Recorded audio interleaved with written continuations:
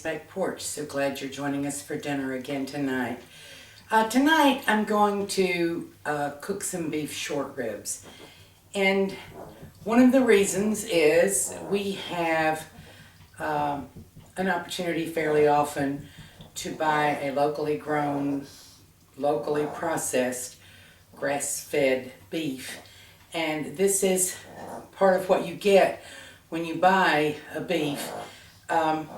And it's not one of the better cuts. Many of the cuts when you buy a whole beef are not a better cut. But if you learn to cook them, they can be delicious. And so we're going to braise some short ribs in our effort to learn to cook from scratch and to share methods of cooking for scratch. One of our main goals on Debbie's Back Porch is to teach people ways to save money in cooking.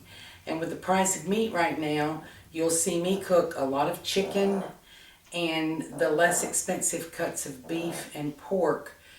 And I don't cook beef as often because the price of it is just woo, out of sight. But you can make a really yummy meal out of the cheaper cuts of meat if you learn the concept of braising. And also if you can, because many of the cheaper cuts of meat can up really nicely. When you open them up, you have a deep, rich broth and very tender meat. So I have done a video on canning beef. You can find that. I'll put the link for that. But today we're going to talk about braising short ribs. And this is a recipe that can easily be converted to your crock pot. Many people talk about how disappointed they are when cooking beef in the crock pot because it seems dry and tough, and they thought it was going to be tender because it was cooked slowly all day. But basically, when you're cooking beef in a crock pot, you need to think of it as braising, because braising is cooking in liquid slowly. And that's what you're doing in a crock pot. So there are a couple of things to do in getting ready to braise beef or any meat. And I'm going to show you those steps. This particular braise is going to be done in a skillet on top of the stove because we're doing short ribs and they're fairly small pieces of meat, and it's easy to do it in a skillet on top of the stove. But it can be done crock pot, oven, roaster, however you want to do it. I just kind of wanted to show you how another way to use a cast iron skillet. So beef short ribs, skillet braised, coming up. Well, here you have five beef short ribs, and they are, I soaked them in a brine overnight of about a tablespoonful of salt in a half gallon of water. That's not an exact science, but that's a pretty good amount. I took them out about an hour ago, took them out of the fridge, and let them come almost to room temperature.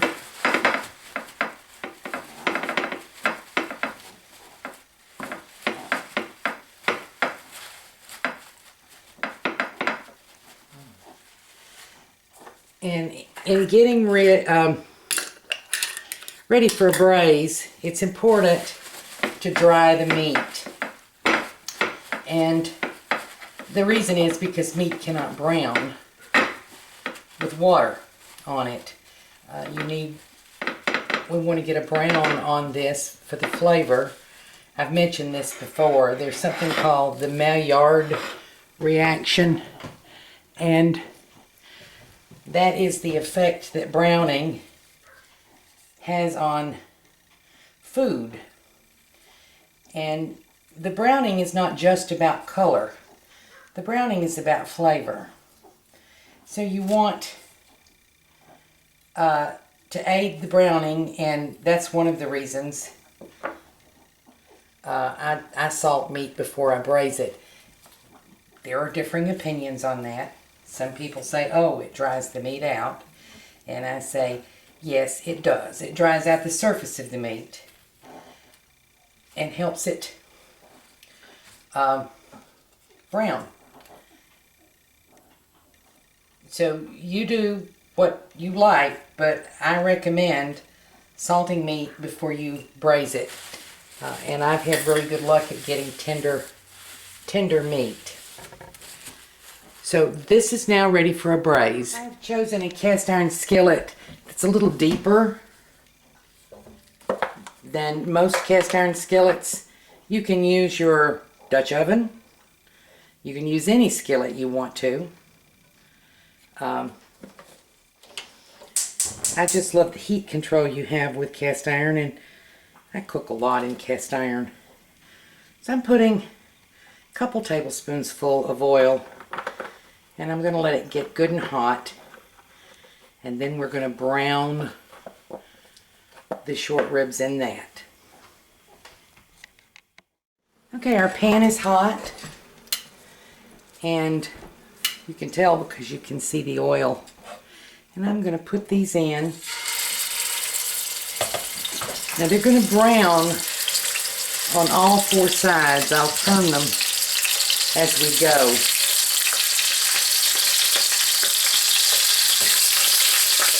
And while I'm doing that, I'll take the time to remind you that this is not a studio, as if you couldn't tell. And there's life going on, and we've invited you into our home. And you'll hear other people. You'll hear my little dog, who sounds like a pig, but is really a dog. His name is Bobby. And he grunts and groans while I'm cooking, but he won't leave the room I'm in, so he's welcome to stay.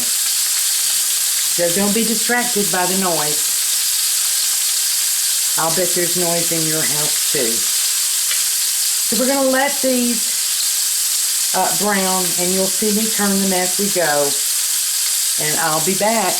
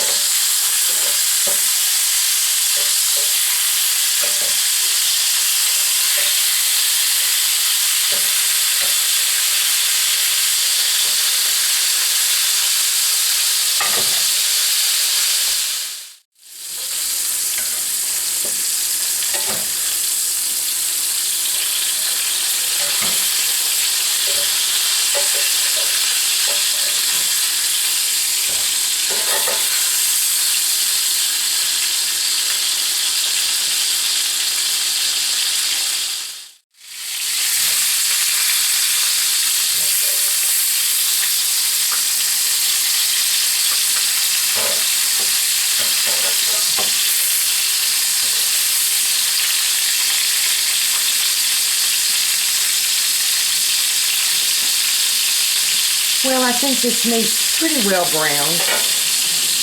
We're not trying to cook it done.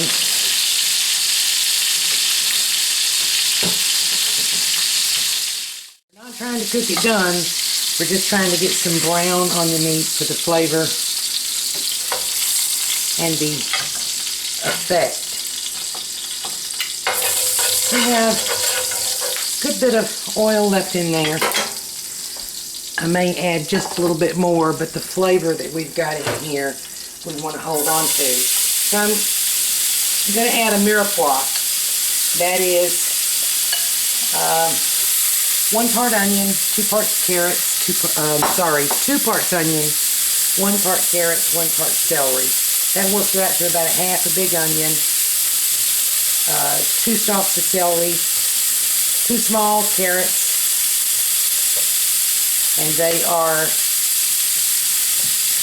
minced finely. These are not the vegetables with your braised beef. This is your flavor base, and they'll pretty much cook up to mush. And that was a teaspoonful of garlic. We're going to let these brown, and then I'll come back. Okay, our mirepoix has been sizzling away. We're getting just a little bit of browning on it. You can smell the onions and the celery giving up their flavor. And we want to have a little bit of thickened gravy to go with this. So I have here a 1/4 cup of flour. This is all-purpose flour. It's not self-rising. And I've salted the meat. So I'm probably not going to add any more salt.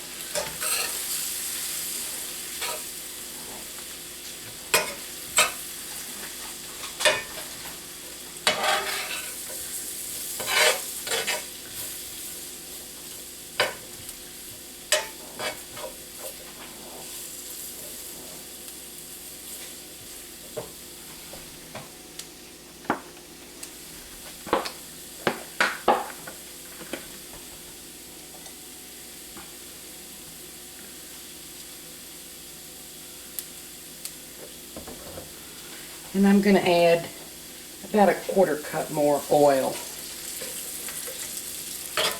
Because once again, I want just a little browning of the flour. Okay, our flour has browned up just a little, giving it time for the pasty flavor that flour can have to cook out. And now we're going to add our short ribs back. I kind of move the mirepoix out of the way.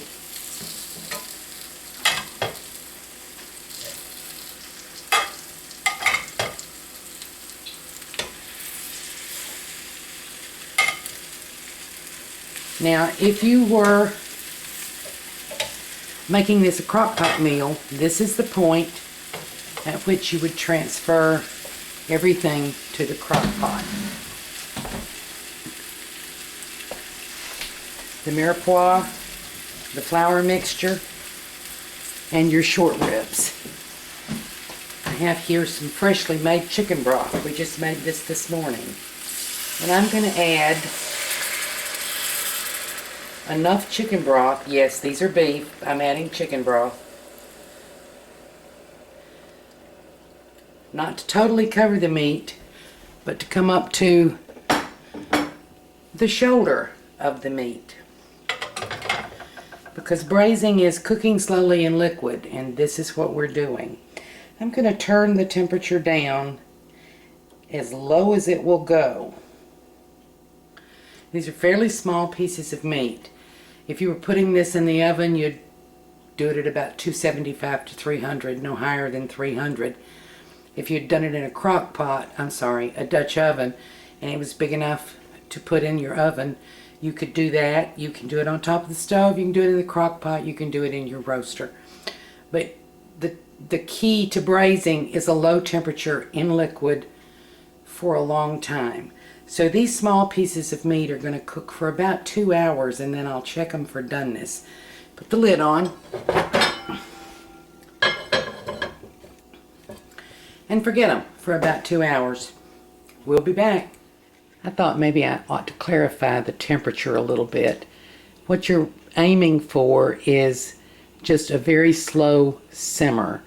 So on my stove, I think you can probably see, my stove, that's about a 4 out of 9.